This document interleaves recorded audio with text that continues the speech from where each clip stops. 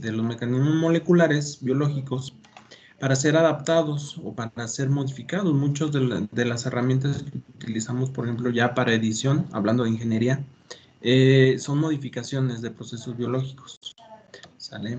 Pues aquí también, aquí aplicamos tecnología para tratar, en este caso dice, buscar un beneficio para la salud humana, detectando y cuantificando secuencias genéticas específicas de ácido ribonucleico, ADN, y ribonucleico, ARN, o proteínas. Ok, bueno, el curso yo lo centro más a lo que es ADN y ARN. Sí, poco mencionamos como tal proteínas. Sí, bueno, yo en el área que he trabajado, me he enfocado más a estas dos moléculas, sí, ADN y ARN.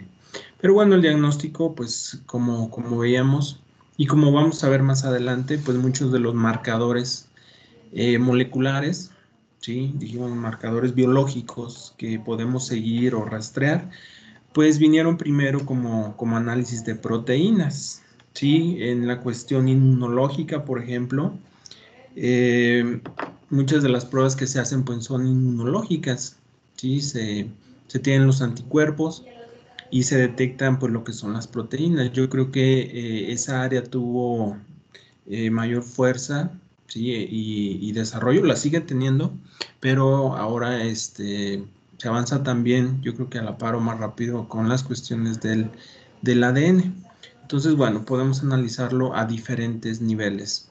En algunos casos debe de complementarse, ¿sí? No siempre nos quedamos con un análisis de DNA, sobre todo en investigación, ¿sí? Cuando ya se tiene un protocolo o una norma establecida, sí, que nos dicen que debemos de cumplir esa norma o normativa, generalmente son descripciones como las normas oficiales mexicanas, la NOM que se menciona, pues son protocolos propiamente técnicas y deben de cumplir al menos ese protocolo, sí, pueden ser más extensas, pero para validar un proceso, pues debemos cumplir esas normas.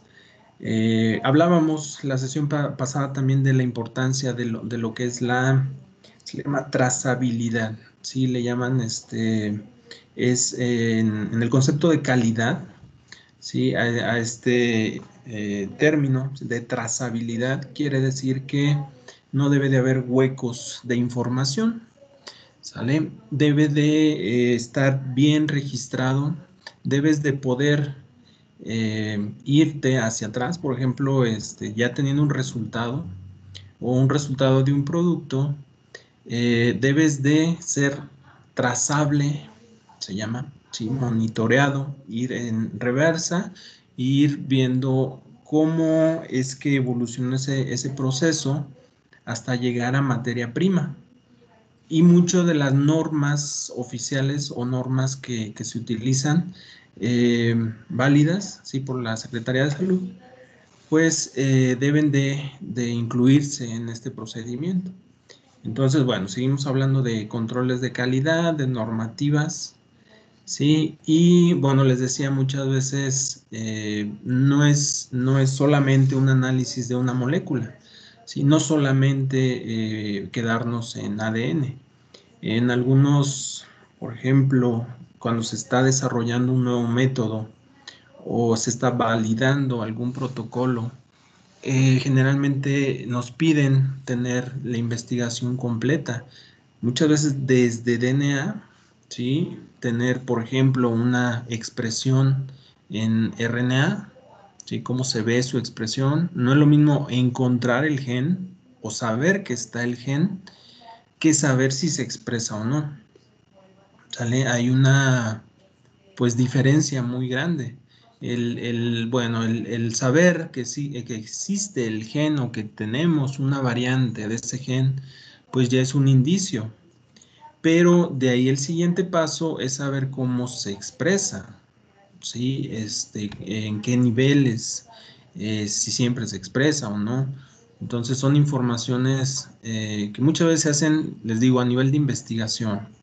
Sí, pero son importantes. Y aún sabiendo que está el gen, que se expresa, ¿sí? En ciertos niveles, muchas veces no es suficiente, sino tenemos que irnos hasta ver si de verdad se traduce, ¿sí? Aunque estén no sé, en cantidades muy altas de mensajero, ¿sí? Nos piden que de verdad verifiquemos. Muchas veces las investigaciones nos dice, hay una sobreexpresión del gen.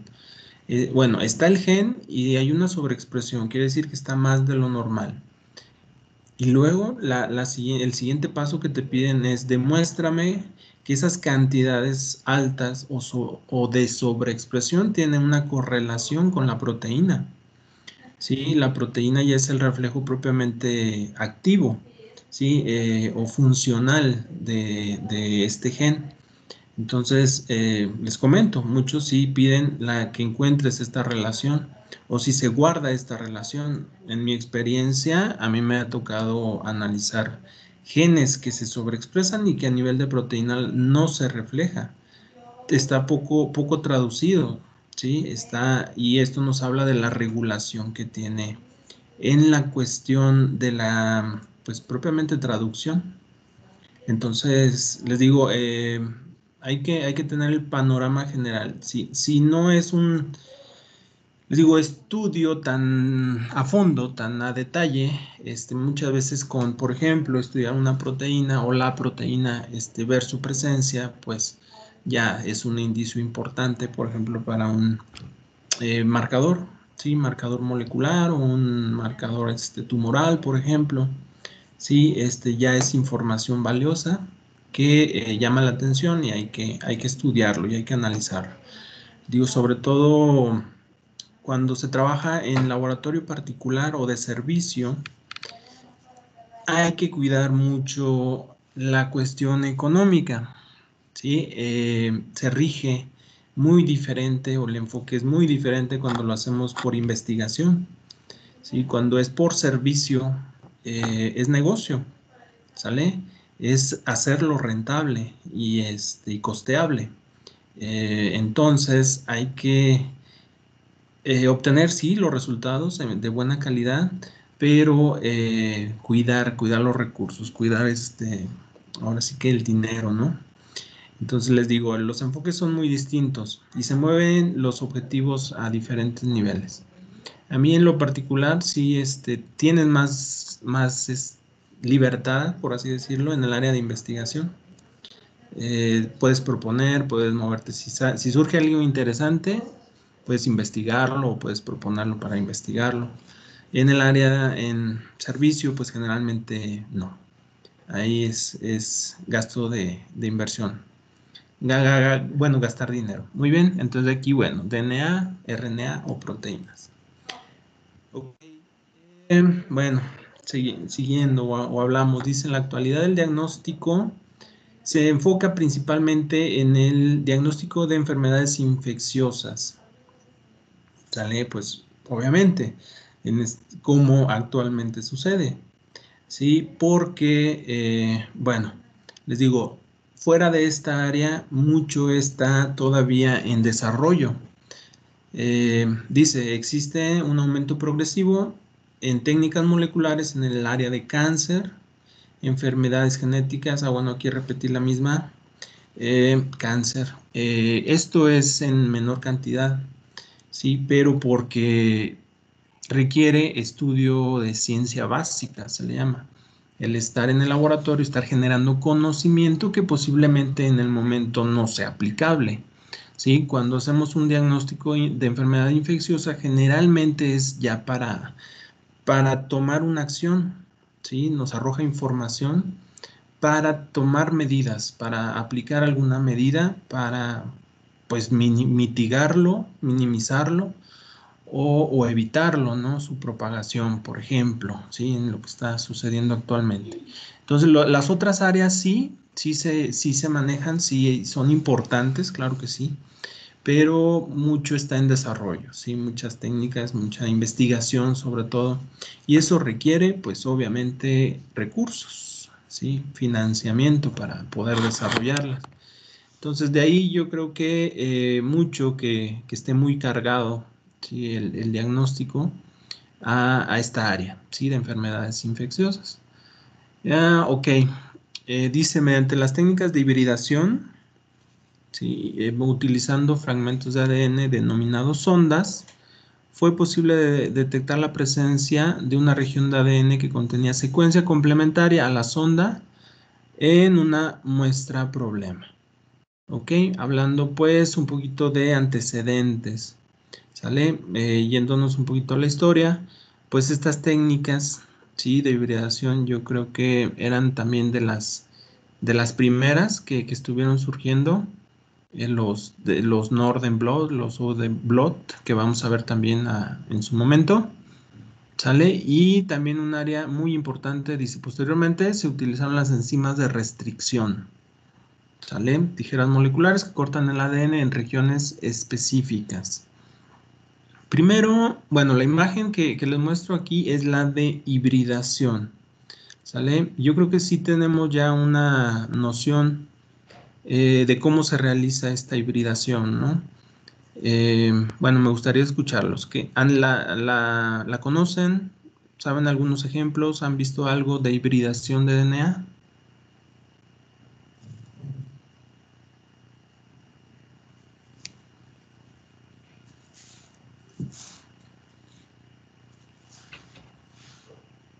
Pues que son fragmentos de ADN que se unen a algo que estamos, bueno, a otro segmento que estamos buscando y así ya lo podemos identificar. Ok, ¿cuáles serán las condiciones que permiten que se reconozca este DNA blanco, por así decirlo?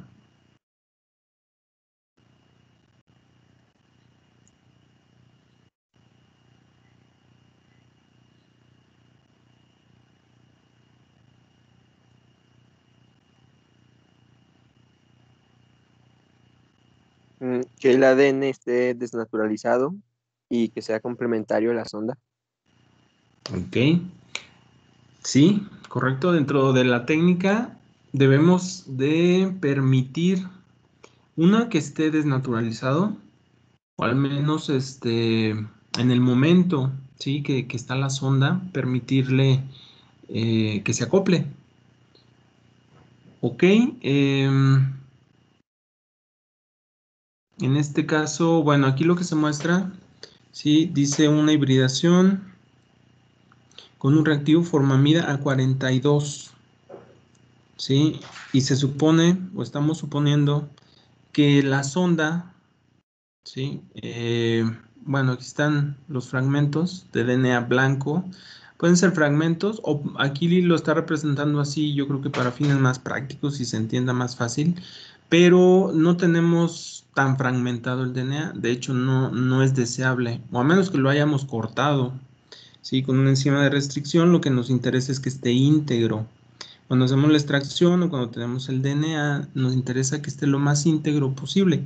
Quiere decir que estén las cadenas completas, ¿sí? No fragmentos. Aquí muy posiblemente nada más como para representar cuál es la que se une específicamente, ¿sale? Si tenemos muy fragmentado nuestro DNA, digo, a menos que hayamos elegido la técnica para cortarlo de forma específica, muy probablemente nos corte o se nos degrade en las regiones que queremos hibridar, ¿vale? De ahí la relevancia de que cuando hacemos la extracción sea adecuada y que el producto tenga una buena calidad, hablando de integridad y cantidad, ¿sale? Entonces, bueno, aquí nos representa una sonda, ¿sí? En rojo, y dice que se mezcla con diferentes DNAs, ¿ok?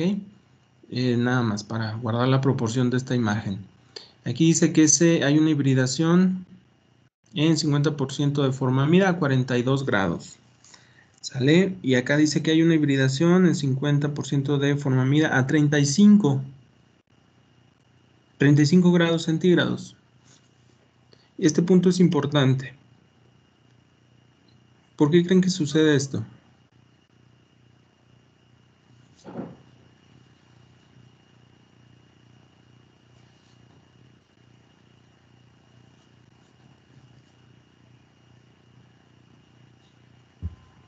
Porque no es la temperatura adecuada y no se une bien.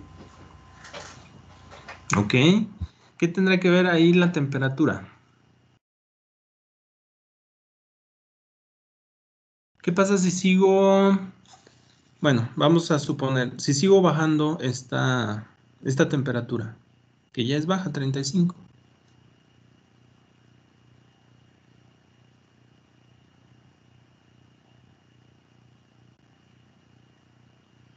Se vuelve más inespecífico. Así es, ¿sale? La especificidad propiamente lo está dando el rango de temperatura que manejamos. ¿Qué pasa si yo subo por arriba de los 42?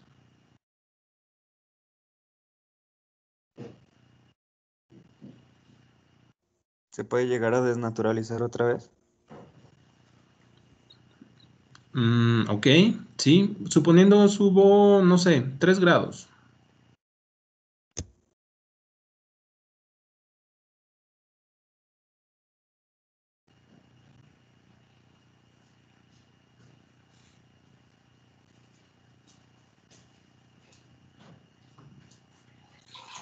¿Se seguirá presentando esta hibridación? Que en este punto es específica. Me suena como que, o sea, la hibridación no sería completa, o sea, podría haber fragmentos del ADN que no estén bien hibridados, por así decirlo. Ok. Sí, más adelante vamos a ver entonces si subimos o incrementamos, sí, esta temperatura. Depende mucho, sí, del porcentaje aquí de guanina citosina que esté presente. Va a tolerar un ligero aumento, pero sí va a perder esta unión específica. Conforme vamos incrementando esta temperatura óptima, ¿sí? De hibridación, tenemos entonces que saber cuál es la temperatura óptima, ¿sí? Para no bajarnos de más, porque va a suceder esto, ¿sí? Se van a empezar a alinear cosas que no corresponden. Entonces, a cierta temperatura nos da un punto óptimo, ¿sí? De alineamiento de nuestra sonda con nuestro DNA. Aquí nada más menciono, es este compuesto de formamida, ¿sí? Se utiliza, o muy probablemente lo mencionan, porque es un compuesto que permite que se mantengan como hebras separadas. Se utiliza mucho este compuesto, pero para analizar RNA, ¿sale? Cuando queremos, por ejemplo, ver las bandas de RNA, se corre en un gel con estos compuestos, se llama un gel desnaturalizante, y lo que permite es que al menos estas bandas queden así, separaditas, porque si no también se pueden plegar sobre sí mismas, ¿sí? Algo parecido como se ve aquí. Entonces pueden plegarse sobre sí mismas y también nos causa problemas, porque ya no permite que entonces que se reconozca bien la sonda. Ok, entonces bueno, esta es una técnica o es un fundamento, ¿sí? Que se usa, o sí, todavía se usa actualmente, es hibridación, es reconocimiento específico de la secuencia, ¿sí? De una región o de un gen, ¿sí? La sonda no es muy grande, sí estamos hablando, pues no sé, como de 20 o 30 lo máximo pares de bases, ¿sale? Entonces, les digo, esta región o esta sonda pues está limitada también en tamaño. Prácticamente nada más vemos su reconocimiento y unión. Y bueno, otra forma también muy común de trabajar, eh, aún en ingeniería, es mediante el uso de las enzimas de restricción. ¿Sale? Bueno, antes de que surgiera la PCR, que ya es común, que ya utilizamos pues ya de forma común en los laboratorios, pero bueno, les digo, esta surgió como en el 80, ¿sale?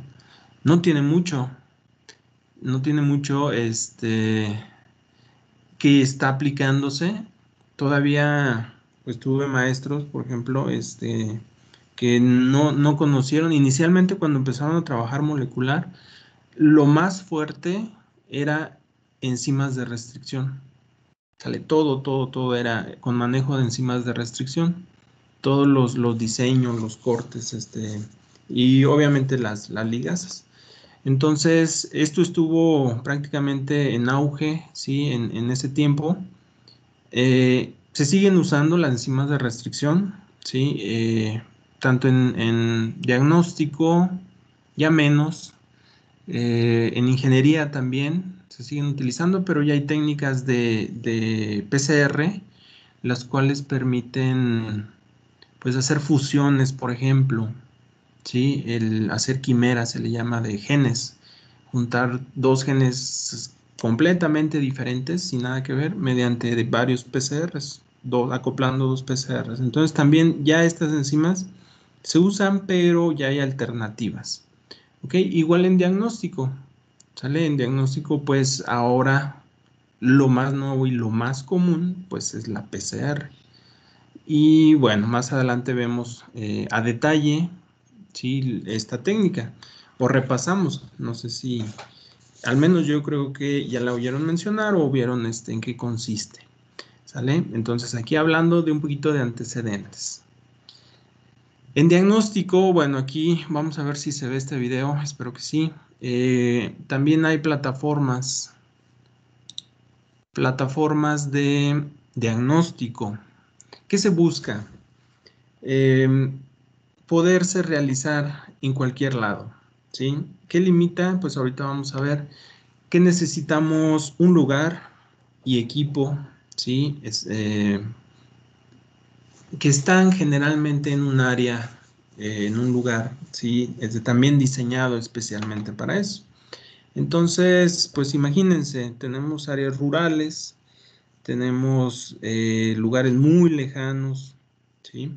Bueno, también en nuestro caso, ¿sí? Zonas rurales o hay países que también de por sí no cuentan con esta tecnología, pues se complica, ¿sí? El diagnóstico. Entonces lo que se está haciendo es hacerlo más accesible. Y bueno, este video habla un poquito de tecnología para intentar hacerlo prácticamente, pues si se pudiera en la casa o en cualquier lugar. Dice, se abrevia así, son puntos como de cuidado o para el cuidado. Y dice plataformas automatizadas. Este es, bueno, un ejemplo, ¿sale? De una plataforma. Es como un cartucho, un kit. Me dicen si se ve. Y si no, ahorita lo pongo desde YouTube.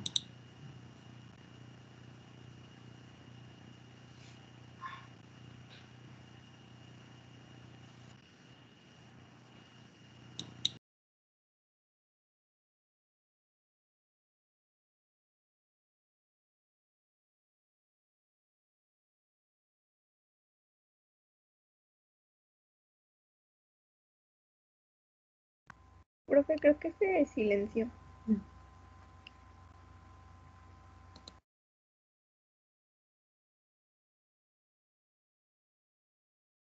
Sí. Va de nuevo. Nada más me dicen si se escucha y se ve. ¿Ok?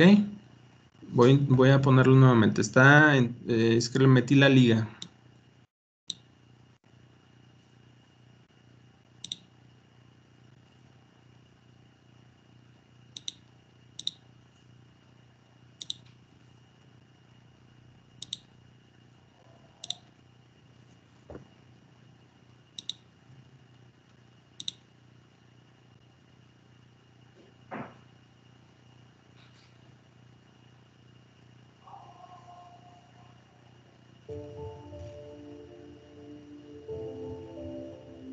Here's a look inside the GeneXpert cartridge.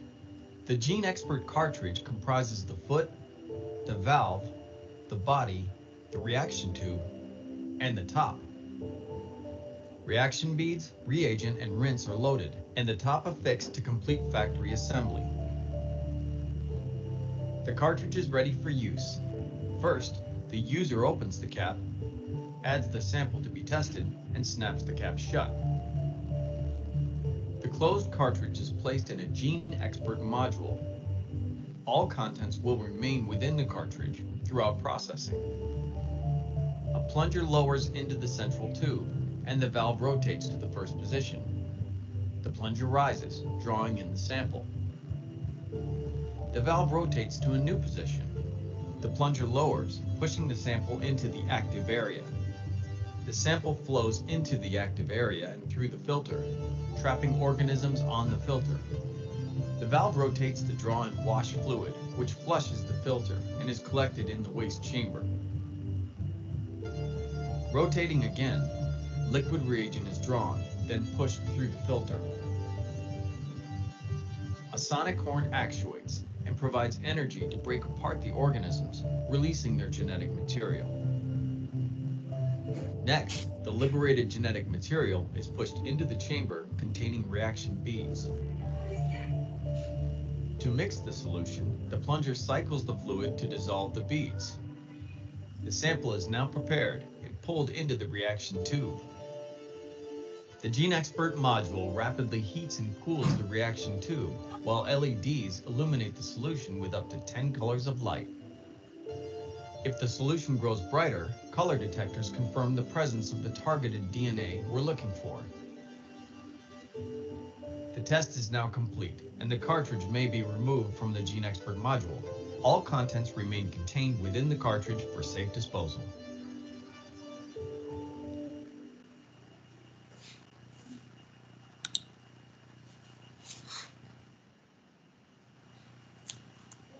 Ok. Bueno, ¿se escuchó bien? ¿Se vio bien? Sí, profe. Sí, profe. Queda un poco claro qué se está haciendo aquí en ojo, ese sí va un equipo en el cual va el cartucho, pero casi todo lo que se necesita viene en este cartucho. ¿Cómo menciona o cómo es la liberación entonces del DNA?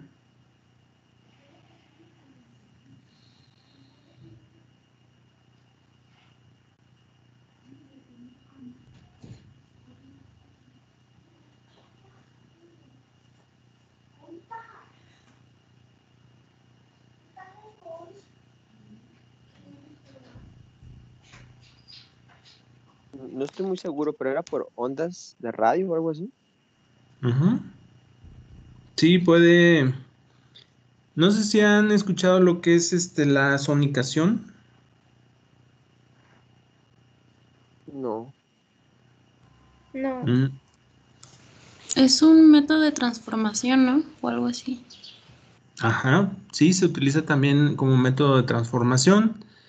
Es aplicar, sí, longitudes, bueno, más bien, pues es un equipo que permite aplicar como si fueran ondas, sí, de sonido tipo, pero lo que permite es crear una turbulencia en la solución, crea burbujas, sí, que finalmente se rompen y dañan o a su vez cuando se rompen liberan energía que permiten también la ruptura de las células.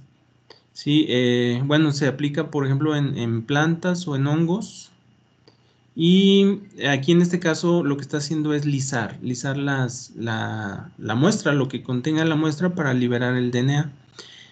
Ese es, yo creo que, bueno, aquí estamos hablando de diagnóstico también de microorganismos, pero el punto clave o lo más yo creo que complicado es liberar el DNA, sí, en el diagnóstico y que quede de buena calidad.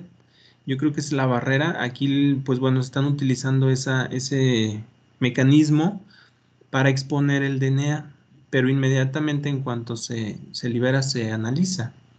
¿Ok? Les digo, ya a nivel laboratorio, eso implica, dependiendo el protocolo, un, un proceso largo, relativamente largo, ¿sí? Y pues bueno, aquí lo solucionan bien con ese método. Entonces, ese es otro punto que se quiere o se está desarrollando, ¿sí? Esa es una marca, pues bueno, comercial. Pero en el video, bueno, esta marca, hay otros videos en donde mencionan que hay plataformas obviamente para el coronavirus, para virus de influenza y todas estas tipos de virus que están causando pues enfermedad. Entonces lo que se quiere es eso, también son importantes, por ejemplo, para determinar mencionan, por ejemplo, riesgos, si en el caso de que hubiera una liberación de algún agente infeccioso. Sí, tener un diagnóstico lo más rápido posible para determinar la presencia o ausencia de este patógeno. ¿Sale? Ok, entonces, a ver. Bueno, ese es otro punto a considerar. ¿Sale? Lo que es hacia dónde vamos, ¿sí? Sería más bien como el título. Hacia dónde se va dirigiendo. Bueno, lo que vamos a ver nosotros son técnicas, los fundamentos, pero bueno, también es importante considerar las desventajas. Y aquí obviamente va implícito en el video, y ya lo mencioné, una de las desventajas de estas pruebas o de estos protocolos, ¿sí? Vamos a ver o vamos aquí a participar, los que escuchan, ventajas y desventajas que les ven a las técnicas moleculares. Empezamos primero con ventajas, ¿sí? ¿Qué ventajas le ven a estos métodos? Que son precisos. Bueno, Sí, hasta cierto punto, porque es del ADN de cada ok. organismo. Preciso, sí, sí, sí. ¿De qué depende esa precisión? Pues de un buen control de la temperatura y Ok, de puede ser. los, o sea, factores externos como la presa de nuestro ADN. Ok, sí, puede ser. ¿Y ¿Cómo entendemos ese término de precisión?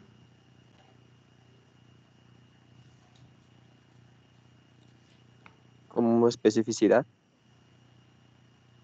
Ok. A ver, sí, son dos términos que se complementan. ¿Cómo entienden? No sé si hicieron su práctica de exactitud y precisión en la medición. Es una que luego se realiza, no sé si en química. ¿De qué nos habla la precisión?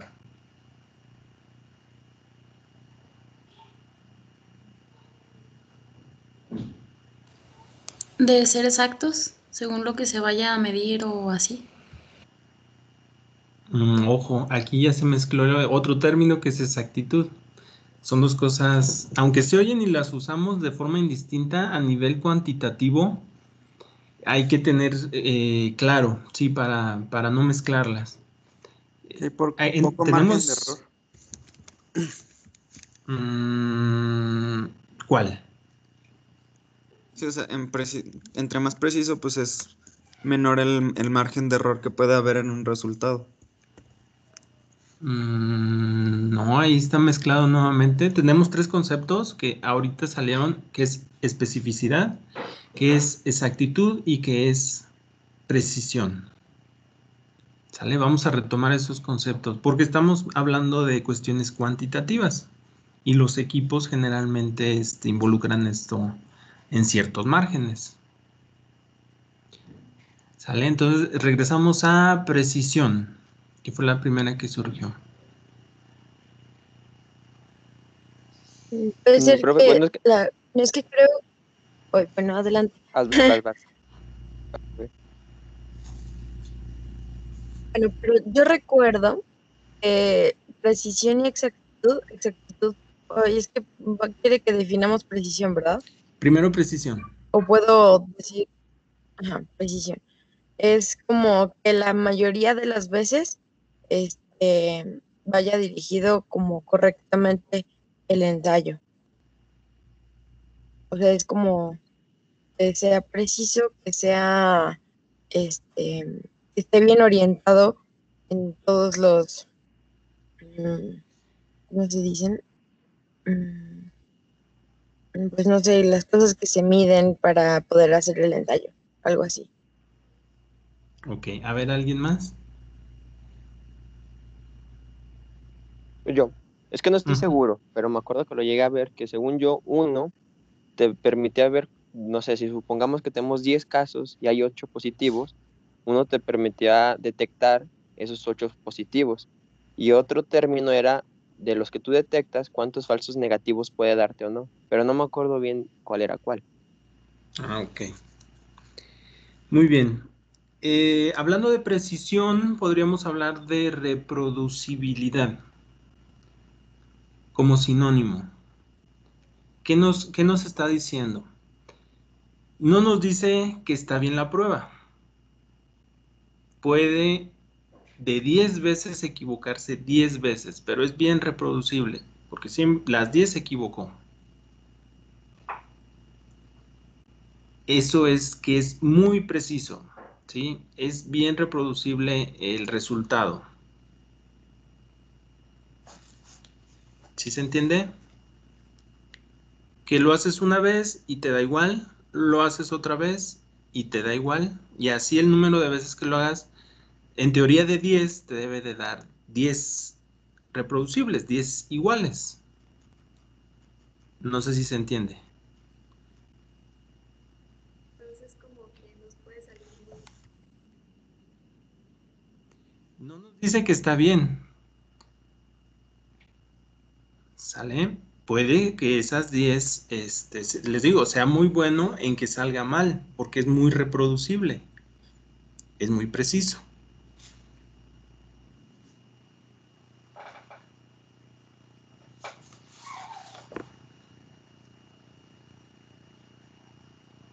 ¿Sale? A ver, andaba buscando una imagen. No,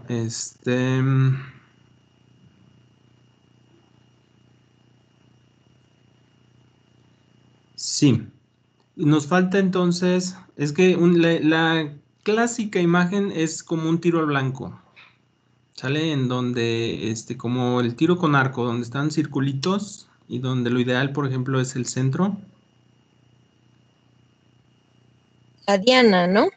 Sí, tipo, se usa mucho para ver la diferencia entre exactitud y precisión. ¿Sale? Entonces, precisión, a lo mejor no le damos al centro, ninguna de las veces, pero casi todas están cayendo en en el mismo valor, ¿sí? A lo mejor todos muy juntitos en la orilla. Nos dice que es muy reproducible, ¿sí? También en los equipos. A lo mejor está mal calibrado, ¿sale? A lo mejor ya se descalibró el equipo, pero mantiene su reproducibilidad, ¿sí? Cuando hablamos de exactitud, quiere decir que está muy cercano al valor real. Real en cuestión de, por ejemplo, de calibración. Si debe de pesar 1 kilo con nuestra referencia, para eso sirven los estándares y para eso sirven las calibraciones. Lo ideal es que siempre dé el valor correcto. ¿Sí? Ahí sí, estamos buscando que todos caigan en el centro de la diana. Es muy exacto. Y si todo se agrupa en el centro, además de ser muy exacto, es muy preciso. Porque puede ser que a lo mejor de 10, uno da en el centro, otro da en la orilla, otro más en la mitad y se arma un relajo. Sí, porque queremos precisión y exactitud. Sí, que el valor sea el más cercano al estándar, al real, sí, pero que siempre se mantenga ese valor por más repeticiones que hagamos. Sí, entonces son dos cosas a nivel de mediciones que hay que saber, primero entender y luego utilizar. Entonces, lo más preciso, lo más adecuado sería hablar de exactitud, ¿sí? Para decir que nos da resultados lo más reales, ¿sí? O cercanos a la realidad.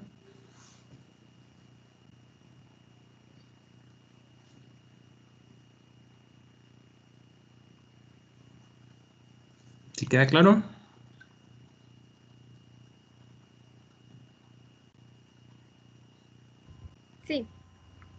queda más claro. Ok, y la diferencia entonces con especificidad, que era el otro concepto que surgió.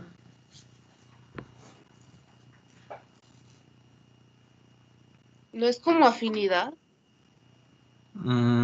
Sí, sí, podemos hablar de un tipo de afinidad. Aquí en la cuantificación o en este caso de determinaciones, ¿sí? De un agente etiológico, es bien importante hablar de una prueba específica, ¿sí? O de un método específico.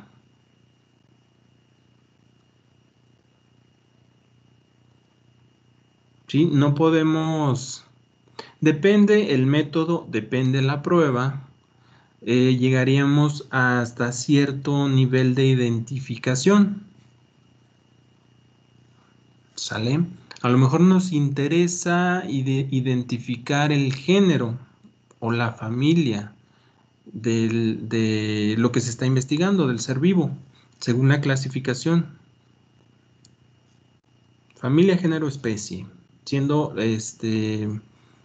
pues como la población, luego un grupo familiar y luego los individuos de la familia, ¿sí? Viéndolo así como a nivel población. Entonces, depende el estudio que estemos haciendo, ¿sí? Nos puede decir a qué nivel estamos de identificación. Si estamos identificando familia, el género, que ya es más pequeño, o la especie, ¿sí? Entonces, la prueba que estamos diseñando debe de ser, pues, específica, ¿sí? A ese nivel para determinarnos. Ojo, y si estamos trabajando a nivel de especie, no puede haber, o lo ideal, ahora sí retomo lo que mencionaba, no puede haber falsos positivos. Bueno, eso se considera y nos dan la información según la validación que se hace del método.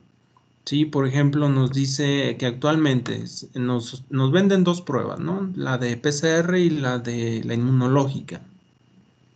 Mientras que te da una como certeza, por así decirlo, de identificación por PCR de un 99%, para inmunológica te dice que un 80%, más o menos, 80 y tantos por ciento. Sí, entonces te está hablando ahí de que muy probablemente si está presente el microorganismo, pues lo vas a identificar. Y no se, ojo, y no, en este caso no se vale que si tiene influenza, diga que es positiva también, por ejemplo, a coronavirus. O al revés, o lo que sea, ¿sí? No se valen esos falsos positivos o pruebas cruzadas o reacciones cruzadas. Eso es que la prueba sea específica o muy específica. Aún habiendo, por ejemplo, influenza y coronavirus, que la prueba sea específica para detectar solamente coronavirus. ¿Sí queda claro?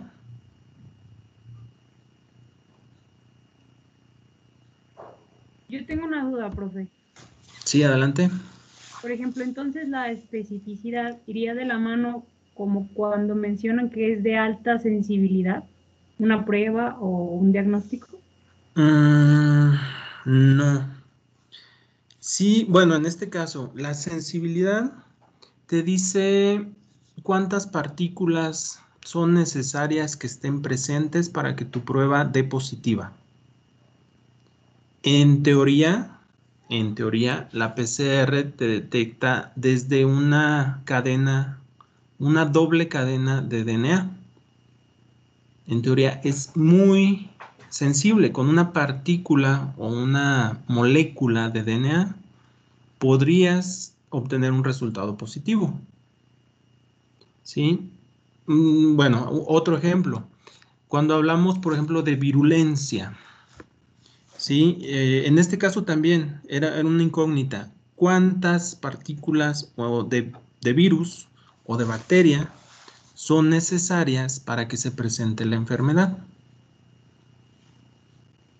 Sí, eso es, en términos de enfermedad, viéndolo, es virulencia. Necesitas al menos 100 células para que se presente la enfermedad. Viéndolo como sensibilidad, necesitas, ¿qué te digo? Igual, 100 células o 100 partículas de virus para que la prueba te dé positivo. ¿Sí? ¿Cuál es el grado de sensibilidad? ¿Cuántas se necesitan? ¿Cuántas son necesarias? ¿Cuánto material necesitas para que tu prueba sea positiva? Y que sea específica.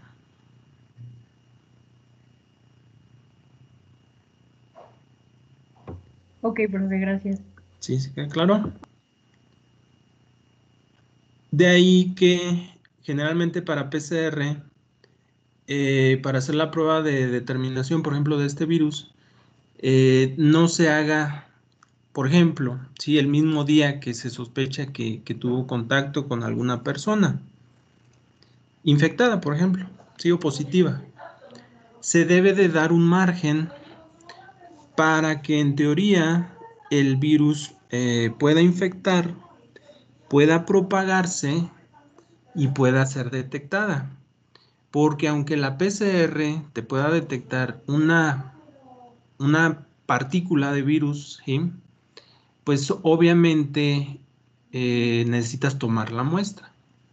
Y en ese proceso de toma de muestra, pues obviamente también hay probabilidad. Entre más haya, ¿sí? Entre más partículas haya, muy probablemente vas a retirar o vas a muestrear mayor cantidad que probablemente te dé un resultado positivo. ¿Sale? Entonces, bueno, hablábamos de varios conceptos. Las ventajas, sí, que estamos hablando de técnicas muy específicas, equipos muy precisos, ¿sí? Y lo ideal, sí, para eso están diseñados, que sean exactos y pruebas muy sensibles.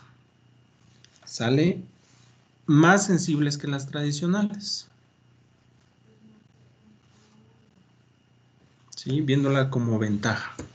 ¿Alguna otra?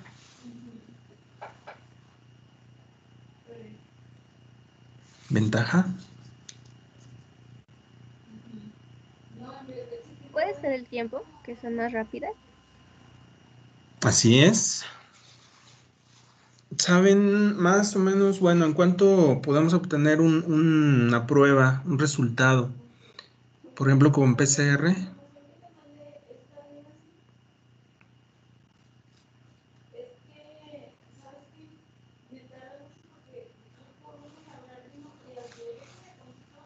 Una idea.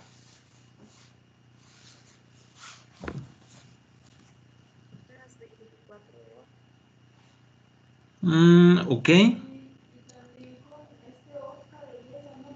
Muy bien, sí, considerando, por ejemplo, el muestreo, ahí va a depender mucho, sí, se quedó muy abierta la pregunta, porque depende cuánto tiempo lleve la toma de muestra y el procesamiento. ¿Sale? Sí es variable. Por ejemplo, en este momento llega a tardar hasta un día en lo que toman la muestra y en lo que la procesan. Por el traslado, por la saturación, por XX cosas. Entonces, bueno, considerando solamente el tiempo de análisis, de procesamiento y obtención de resultado. ¿Algo más de una hora? Sí, más o menos. Sí, de una vez que metemos la muestra, y según el equipo, si vamos a hacer una electroforesis, nos podríamos llevar como unas 3 horas. Si por la corrida nos tarda como otra hora, más 1:30 o 2 de la PCR. En teoría podríamos estar obteniendo, sí, como a las 3 horas, 4 horas de haber hecho el procesamiento de la muestra. Entonces, pues 4 horas es relativamente muy poco tiempo, en el mismo día, ¿sí? En pocas palabras. Y eso es muy bueno, ¿sale? En toma de decisión es pues muy bueno saber, por ejemplo, el resultado del mismo día. Por mayor seguridad, generalmente te tardan 24 horas la prueba, ¿sí? O un poco más. Pero idealmente, si tú estuvieras haciéndolo y fuera de investigación, pues lo puedes obtener el resultado, sí, en un mediodía, así fácil. ¿Ok? Entonces el tiempo, sí, son tiempos cortos relativamente. Puede ser menos de una... Yéndonos al extremo, yo creo que como en 1 hora y media. Sí, sí, tenemos un buen equipo. Ok, ¿alguna otra ventaja?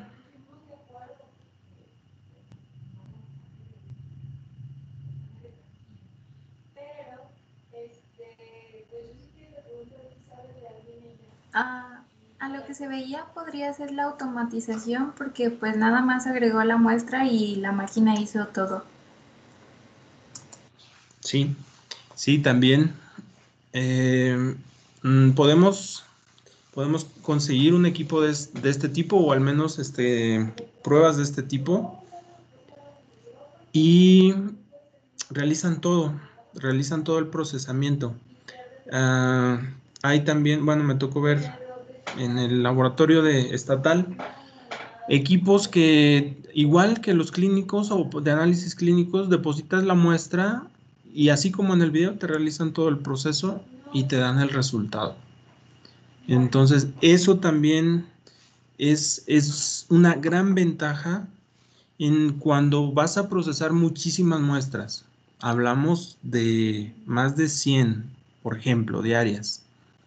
Llega a ser muy, bueno, es normal que después de estar procesando tantas muestras, nos empecemos a cansar, empezamos a cometer errores o se nos pasan algún, no sé, reactivo, etcétera.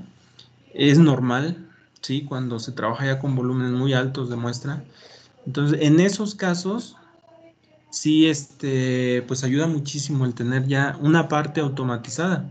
Sí, muchas veces reciben ya el DNA y realizan la prueba. O si se pudiera, pues desde la toma de muestra, ¿sí? Fracciona y analiza. Bueno, vamos a mencionar ahora algunas desventajas.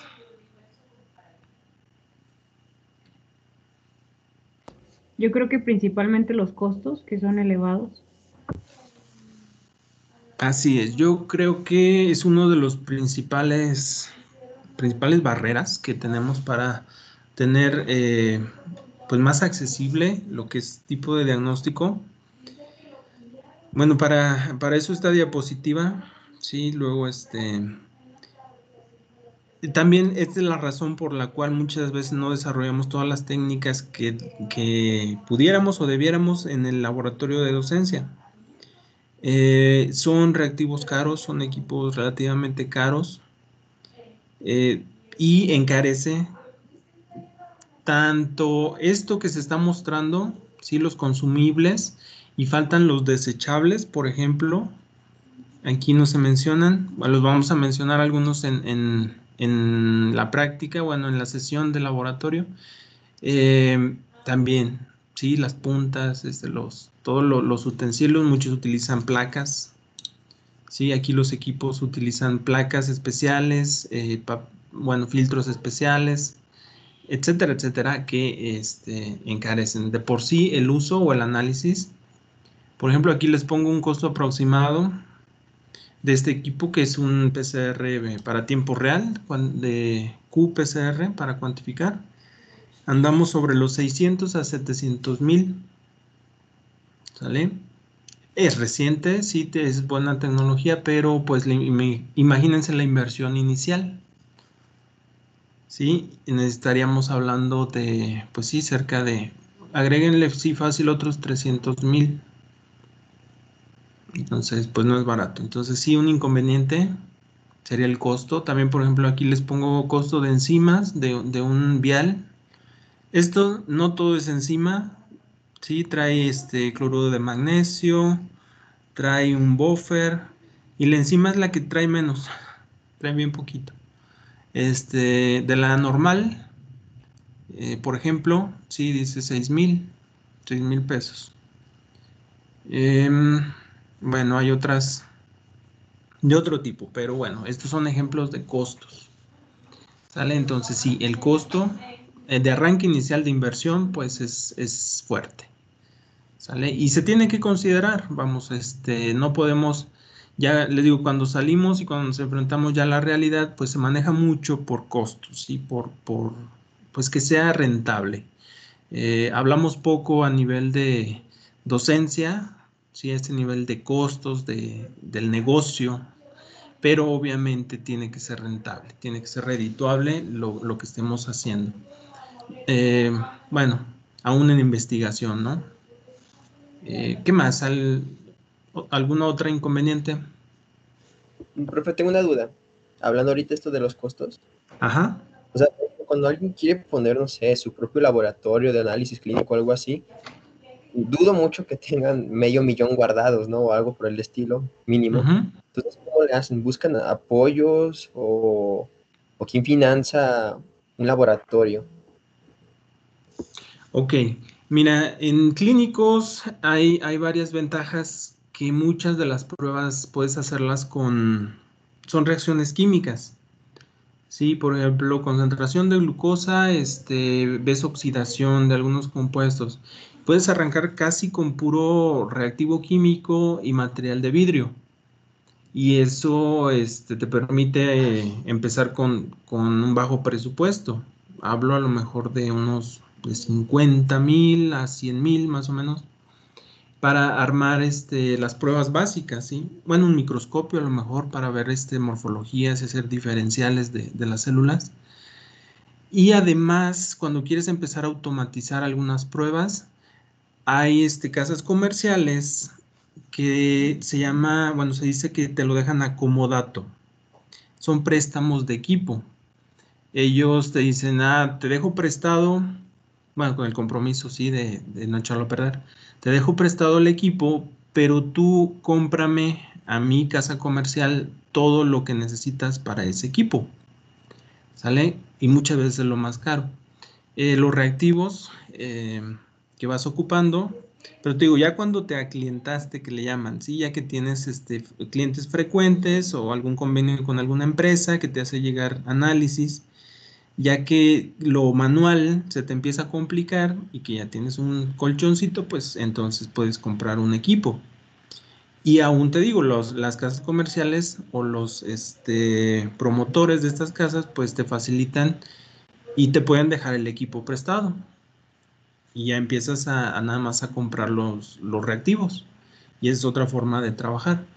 En molecular, no ubico propiamente alguno que te preste el equipo. Generalmente, al menos el termociclador, pues sí, sí lo compras. Entonces, es una forma de empezar, ¿sale? Y además, que bueno, el termociclador, pues es básico, ¿sí? No se puede hacer, bueno, sí se puede hacer, pero es muy complicado. La PCR antes se hacía con baños María. ¿Sale? El termociclador lo que vino a hacer es quitar eso. ¿Qué anda? Bueno, ¿qué? Manualmente, ¿cómo lo hacías? El tubito lo pasabas a un baño María, por ejemplo, a 50 grados, y luego al otro baño de 70 grados, y luego al otro baño de etcétera, etcétera, etcétera. ¿Sale? Entonces, pues sí se puede manual, pero es poco práctico, al menos en molecular, para PCR.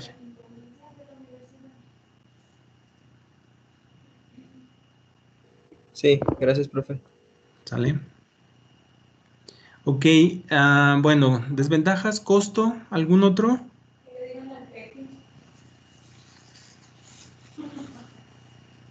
¿Los reactivos son delicados?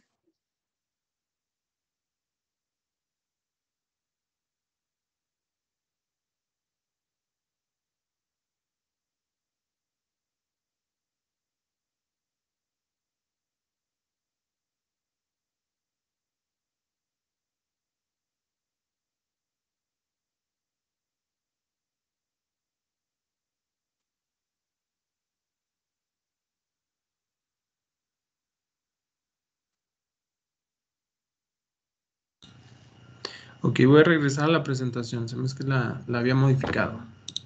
Estábamos comentando la cuestión de los reactivos. Les pedía un ejemplo de uso delicado, por ejemplo.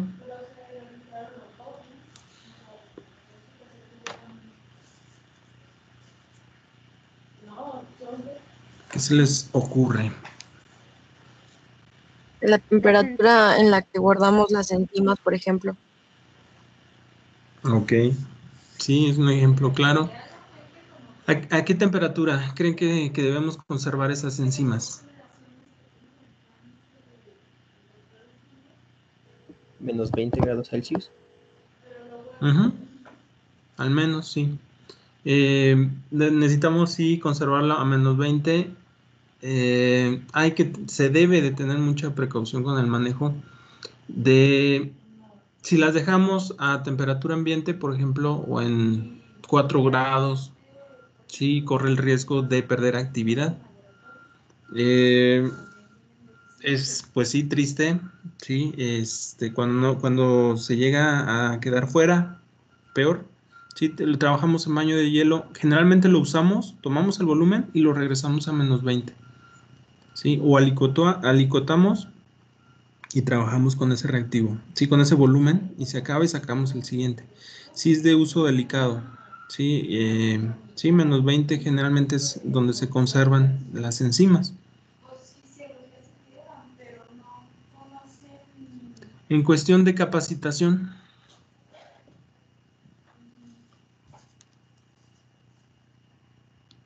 Pues se ocupa personal muy capacitado, ¿no? O sea, que sepa trabajar con todos los reactivos, que sepa utilizar el equipo y que sepa leer el equipo. así es. Ahorita actualmente, de hecho, tomó de sorpresa muchos laboratorios clínicos, sí, porque muy pocos, la verdad, tienen la preparación, se especializaron mucho, bueno, en el área clínica, sí, era lo fuerte, y eso no contempla manejo de técnicas moleculares. Entonces, en la actualidad, mucho se mandaba a maquilar, se llama, a algunos laboratorios que sí tienen el personal y las técnicas ya estandarizadas. Entonces, una desventaja, por así decirlo, es que sí necesitas el conocimiento, al menos técnico, sí, si no lo ven a detalle como lo vemos nosotros, que ustedes ven varias materias que van reforzando esto, al menos un conocimiento técnico, sí, una capacitación a detalle, cómo funcionan los equipos, cómo hay que trabajarlo, manejarlo.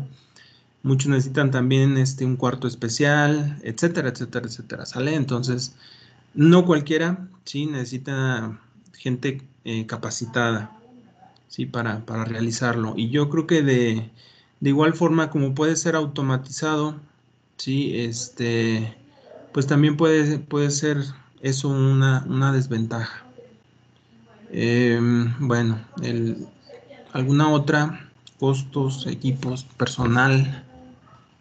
La limpieza del laboratorio o del material con el que se maneja, o sea, va de la mano, por ejemplo, con lo que decía que tenía un uso delicado y que, bueno, como manejo delicado y que tiene que tener personal capacitado. Y también va de la mano con eso, ¿no? Como de que todo esté esterilizado y limpio. Sí, sí, exactamente. Necesitamos un proveedor confiable, sí, que primero, ahorita llego a lo del material, primero que nos esté dando reactivos con un buen manejo. Viene lo de la cadena fría, es bien importante. Y eso muchos, hasta los mismos proveedores, deben de conocer los reactivos y saber cómo se manejan. Me llegó, bueno, en una ocasión, dejó el que entrega, ¿sí? El de la casa comercial, dejó en vigilancia, por ejemplo, en la entrada de la institución, y hasta el otro día avisan que como no estaba el personal que iba a recibir, lo dejaron en vigilancia, en la entrada, y pues a condición ambiente. ¿Ustedes creen? Entonces, desde ahí hay que elegir bien bueno, ese es un caso así como que excepcional de mal manejo. Pues obviamente eso ya no se puede recibir, pues porque ya estuvo fuera de la cadena de frío, ya se expuso a temperatura ambiente. Y de igual forma, como los reactivos deben de ser manejados en el que entrega y el que recibe de forma adecuada, en cuanto llega, llega o en baño seco, en hielo seco o en hielos de refrigeración, y llevarlo al refrigerador. También el material que entregan, por ejemplo, puntas, todo lo que es desechables, debe de cumplir la calidad pues necesaria. En cuestión de que necesitas material libre de nucleasas, ¿sí? No es necesario esterilizar. Digo, no es suficiente. ¿Sí? Si estás usando un material o unas puntas y las desechas y las esterilizas, corres el riesgo de que permanezcan algunas nucleasas, ¿sí? Algunas son muy estables, y que te puedan degradar tu material cuando estés realizando alguna prueba, algún análisis. Entonces, generalmente te entregan material con esa certificación libre de nucleasas, es irradiado, es con radiación, creo que gamma, ¿sí? Y además esterilizado. Cuando llega, por precaución lo metemos a esterilizar. Entonces, pues es un protocolo que también se debe de conocer y se debe de manejar para hacer una buena técnica. ¿Sale? Entonces, sí, material, no solamente los reactivos, sino también el desechable debe de cumplir pues ciertas características especiales. ¿Sale?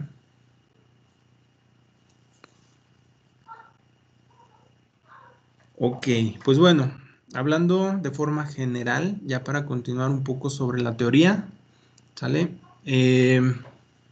Vamos a pasar a algunos conceptos, ¿ok? Esto, bueno, poco a poco, es bueno que lo sepan, poco a poco se va aprendiendo y se va entendiendo mejor. Más, sobre todo ya cuando salen y les toca, pues, aprender nuevos protocolos o ver cosas diferentes.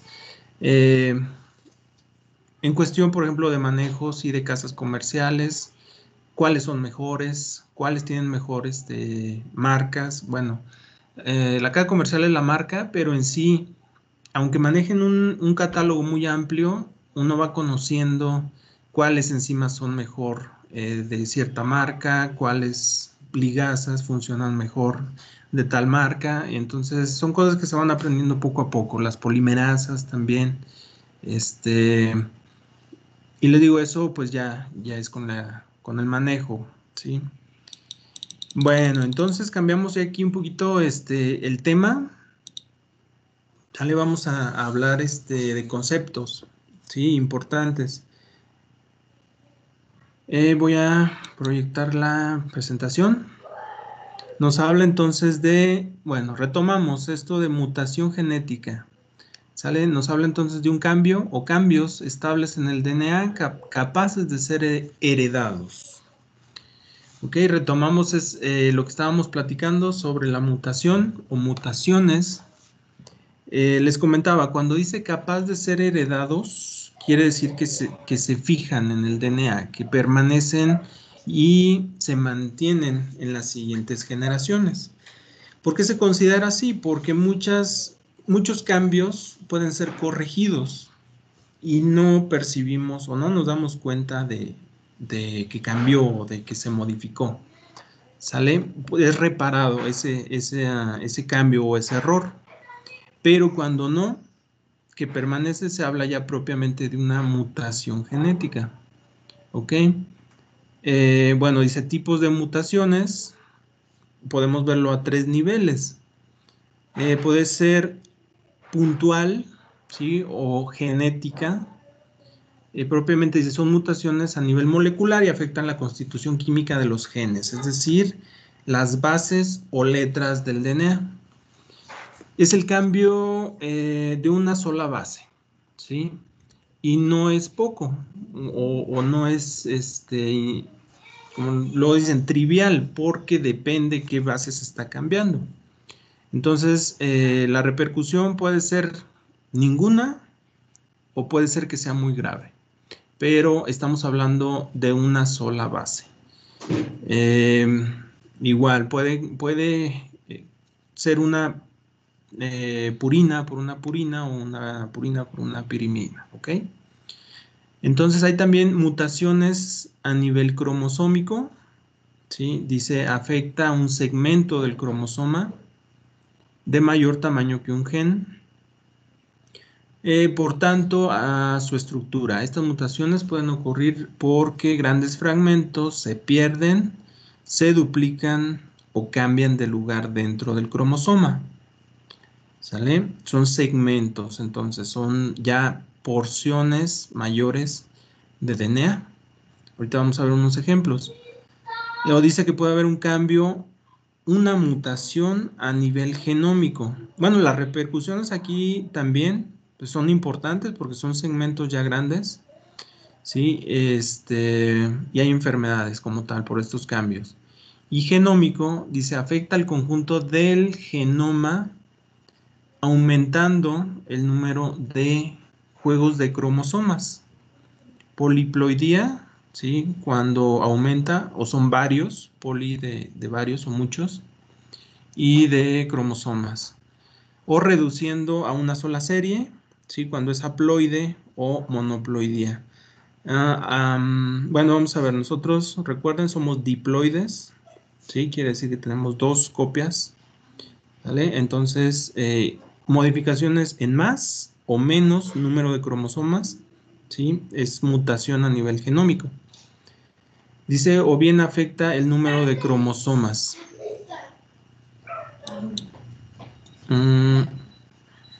A ver, voy a intentar. Ok, voy a volver a proyectar.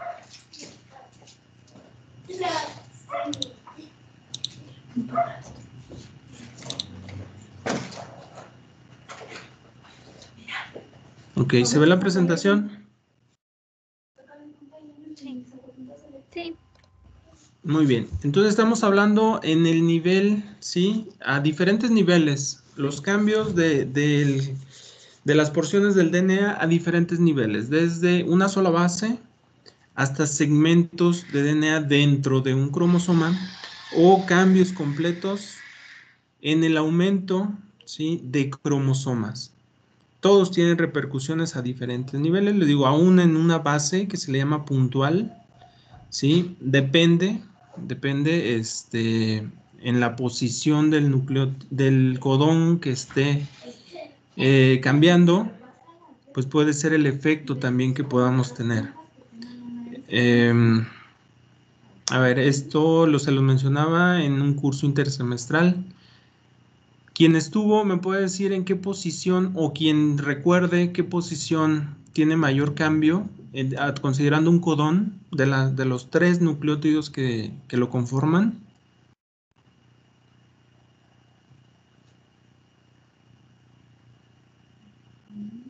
¿El tercero? No, el primero. Ok. A ver, ¿alguien más?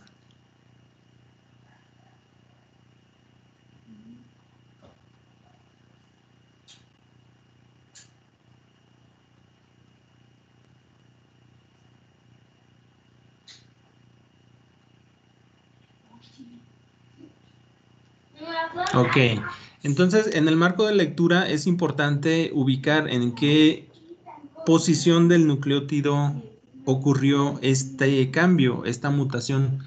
Sí, sí, es el primero.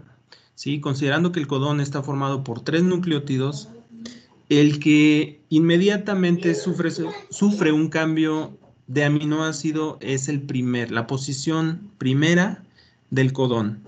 ¿Sale? Generalmente la posición tercera, ¿sí? O tercera posición, viéndolo a nivel de codón, tiene muy poco efecto ese cambio. Pues se cree también que es una forma de amortiguar esos procesos de mutación o de cambio que pueden ser pues normales, ¿sí? Durante la replicación existen esas mutaciones normales del ADN. Ok, entonces, bueno, esos son los 3 niveles y, bueno, tienen otros nombres, otros conceptos. Dice, dentro de mutaciones puntuales, ¿sí? Puede ser una mutación sinónima si no hubo cambio o no hay un cambio del aminoácido, ¿sale? Que era algo de lo que les preguntaba anteriormente. Si no hay un cambio, por ejemplo, si hubo una modificación en la tercera posición del nucleótido y se mantiene el aminoácido, pues se llama una mutación sinónima. Si dice una mutación por sustitución de bases, bueno, antes de esto, dice si es no sinónima, si existe cambio de aminoácido generando cambios estructurales o funcionales de la proteína. La repercusión también depende qué tipo de aminoácido y qué naturaleza tenga. Puede cambiar un polar por un no polar o un aromático, sí, por un no polar. Y obviamente le pega muy fuerte a la naturaleza de la proteína y más si es en el sitio activo. ¿Ok? Entonces, bueno, tenemos sinónimas cuando no hay cambio y no sinónimas cuando sí hay cambio. Y aquí dice, si está cambiando dentro de purina, se llama una transición, pero si está cambiando, ¿sí? De una purina a una pirimidina, se llama una transversión. ¿Sale? Transiciones cuando es dentro del mismo grupo, de grupo químico, ¿sí? Purinas, por ejemplo, cambia una A por una G, o una C por una T, pero cuando se cambia una A por una T o una G por una C, eso se le llama una transversión. ¿Sale? El cambio es más, pues, drástico, ¿sí? La naturaleza también es diferente. Mutación de marco de lectura, cuando se agregan o se quitan los pares de bases modificando múltiplos de 3. ¿Ok? Aquí entonces cambia cómo se lee el mensaje. Si quitamos un nucleótido o se agrega un nucleótido, se recorre los codones. ¿Sí? Ya no va 3, 3, 3. Se está agregando uno y se recorre la lectura, ¿sí? El marco de lectura. Ese es otro tipo de mutación. O la que llamamos sin sentido, dice, se introduce un codón de terminación. ¿Sale? Está modificando, se está creando un codón de terminación, ¿sí? Modelos de terminación. Y dice mutación de los sitios de splicing. También lo vamos a revisar, esto es importante. ¿Se acuerdan qué es el splicing?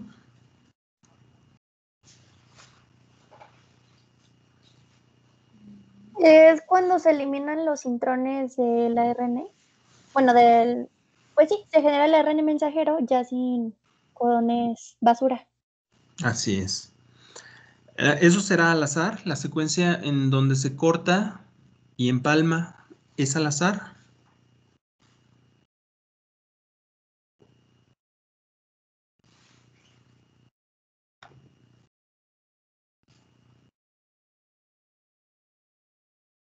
Según yo, no.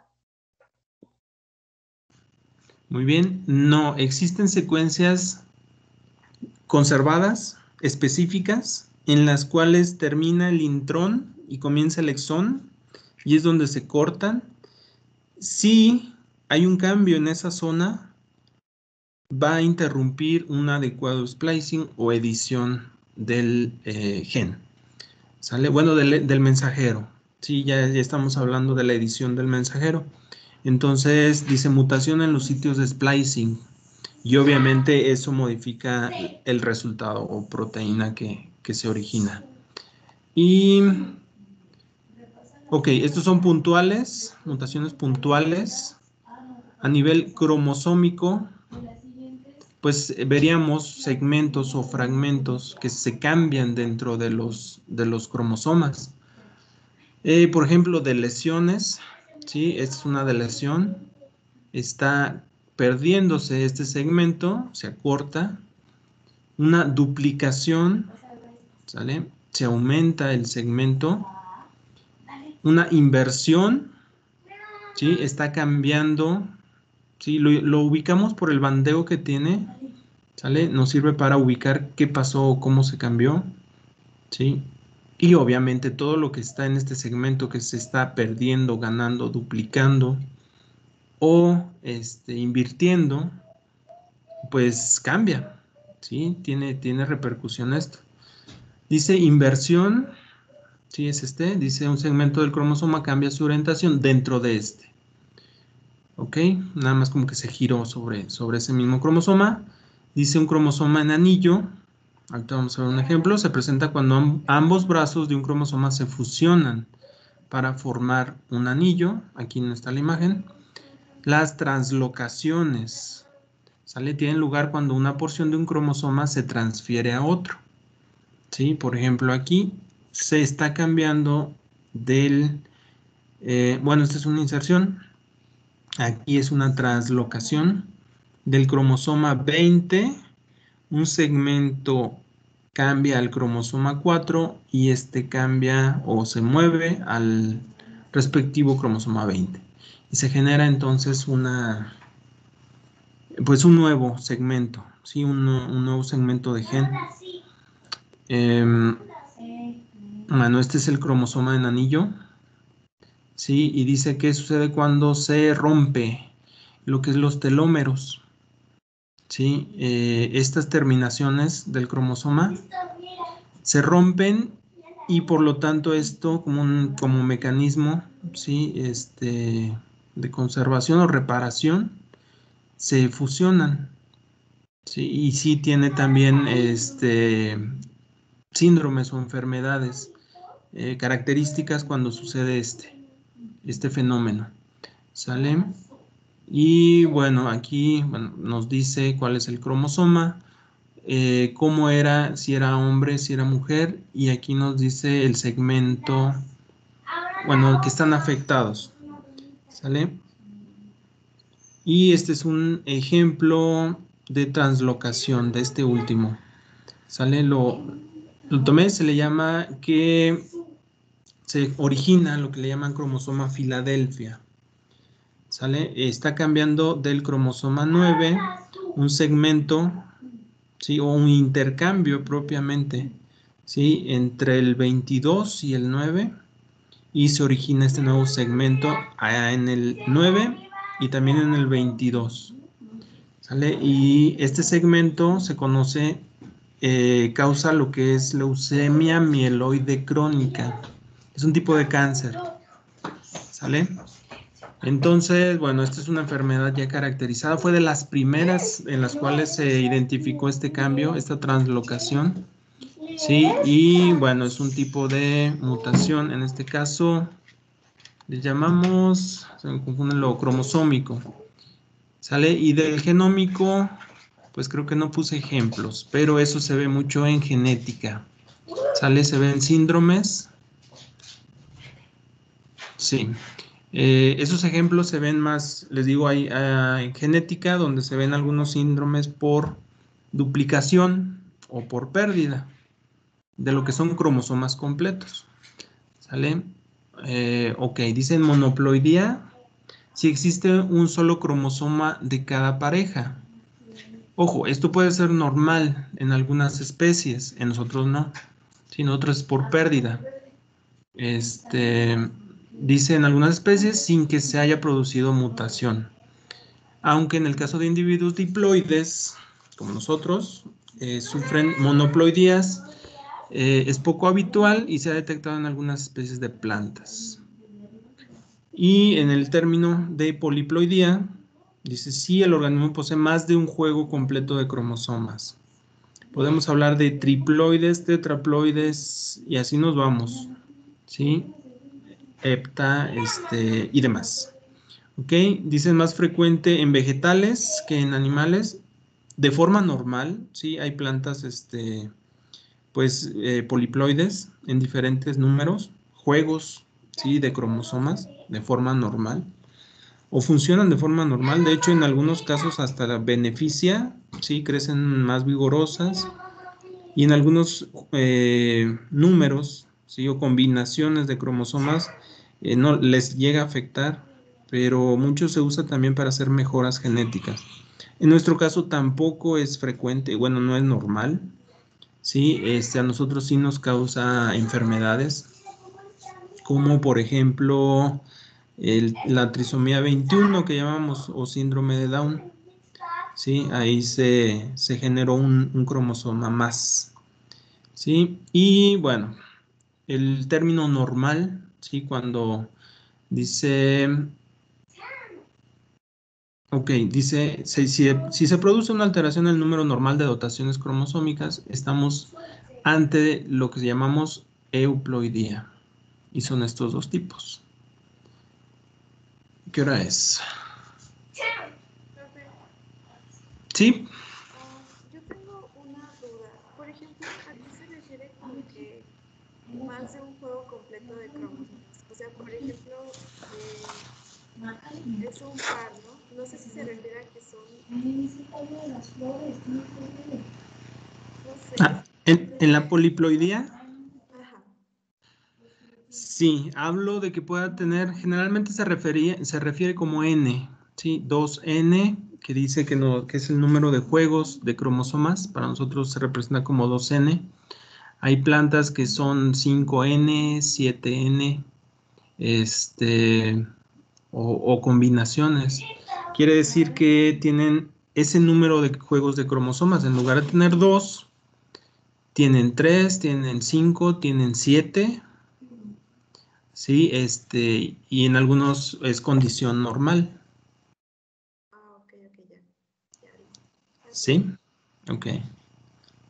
Sí, algunos se ha visto, sí, hay algunas combinaciones, por ejemplo 4, sí, 4N, se generan, son modificaciones luego que se hacen ya por ingeniería, pero se ha visto que en algunas combinaciones pues no ayuda, sino que interfiere o afecta. Y se han visto también que muchas veces le ayuda mucho que tenga, no sé, hasta 7. Sí, 7 juegos del mismo cromosoma. Entonces, ahí sí es más variable.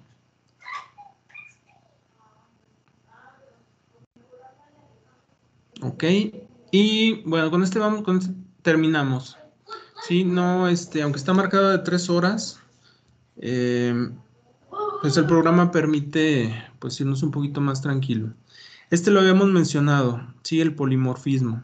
Dijimos la diferencia, entonces el concepto es que es la presencia de múltiples alelos. ¿Se acuerdan de este término alelo?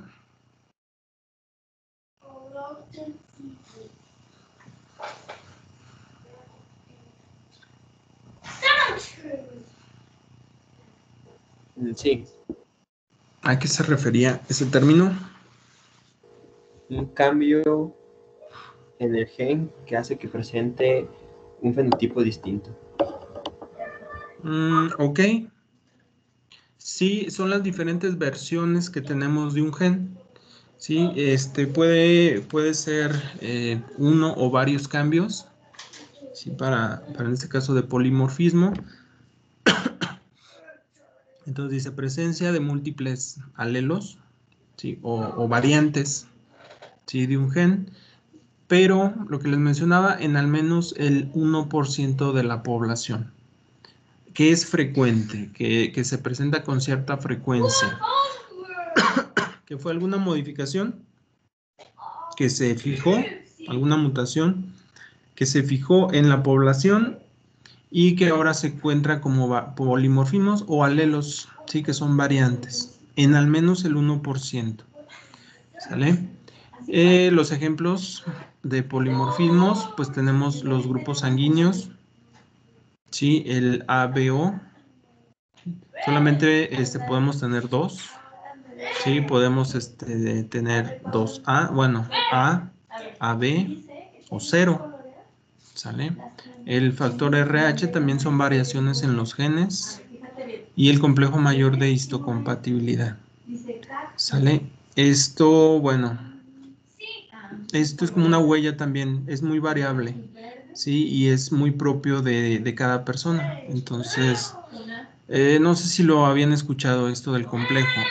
Todas las células, bueno, nos reconocemos como propias mediante este complejo, ¿sí? Y es muy responsable del rechazo de órganos, ¿sale? Porque se reconocen como distintas las células. Entonces, por lo tanto, los órganos también tienen tiene variación y son diferentes por esto, por el complejo mayor de histocompatibilidad. Y viene de eso, qué tan compatible es en los tejidos para hacer un trasplante. Pero viene de lo mismo, de variaciones de genes. Y si se fijan, esto no causa enfermedad, ¿sale? Entonces son cambios que se observan, pero en algunos casos son normales. Tenemos una tasa normal de cambio, de variación, ¿sí? Dentro, sin causar enfermedad, ¿sale?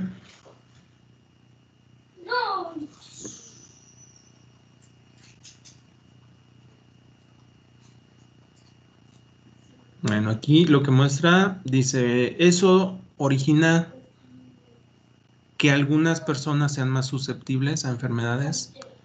Hay otras que ni siquiera se enferman, lo estamos viendo, no es reconocida y es normal, imagínense si lo estamos viendo. De una población, pues algunas son muy susceptibles, otras no son susceptibles por la variabilidad que tienen en sus células.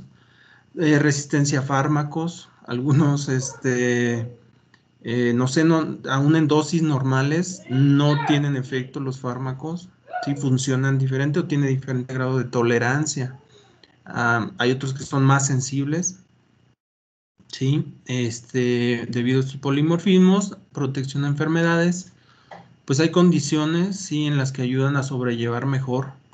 Si se tienen, por ejemplo, dos versiones diferentes de un gen, uno de ellos puede que te rescate se llama del fenotipo, o propiamente que no lo presentes cuando son recesivos, por ejemplo.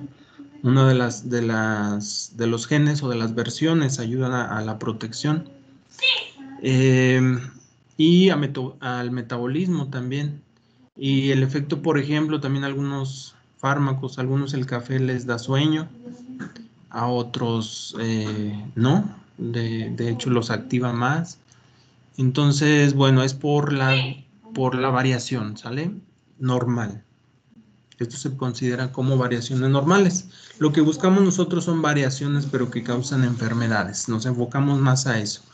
Esto va más enfocado, pero a salud pública, en farmacéuticas, ¿sale? A ver qué variantes, cómo se comporta el fármaco, en la población, etcétera, etcétera. ¿Hasta aquí alguna duda?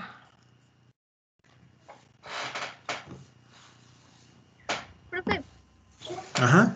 yo me confundí un poquito. Entonces, polimorfismo es, digamos, todos esos monitos y cada uno de los monitos de colores, bueno, más bien, o sea, el polimorfismo sería cada monito de color o en sí todo el conjunto de todos los de colores. Tendríamos que enfocarnos más bien a un gen. Sí,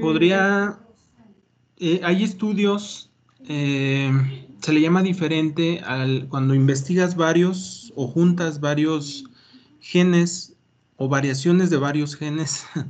Sí, aquí no, aquí nos enfocamos a un solo gen y vemos si tiene algún cambio. Sí, por eso el alelo se refiere propiamente a un gen. Entonces, bueno, aquí se menciona los efectos que tienen, pero cada uno puede ser, no sé, que tenga una versión diferente. Suponiendo de manera muy simple que el mismo gen, el cambio de un solo gen le da la susceptibilidad, le da la resistencia a un fármaco, le da protección, ¿sí? Suponiendo de forma muy sencilla, ¿sale? Aquí sí, entonces podríamos hablar de un polimorfismo. Ok. Ok, sí, ya entendí. ¿Sí? Sí, gracias. Ok. ¿Alguna otra duda?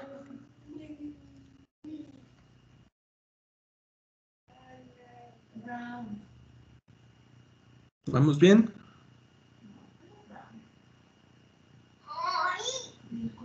Profe, yo le quería preguntar si esta presentación nos la va a pasar Sí, sí, generalmente se las paso ya como PDF.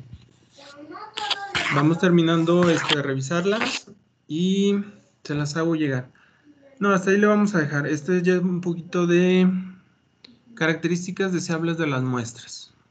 Pero está rápido. También estos son temas muy generales. Entonces se lo vemos ya la siguiente clase.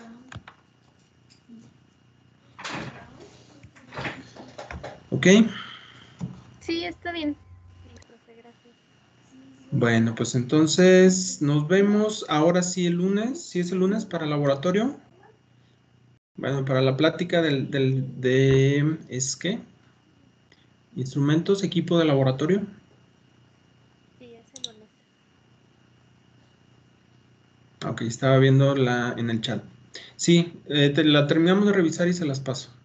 Es que luego le voy haciendo modificaciones.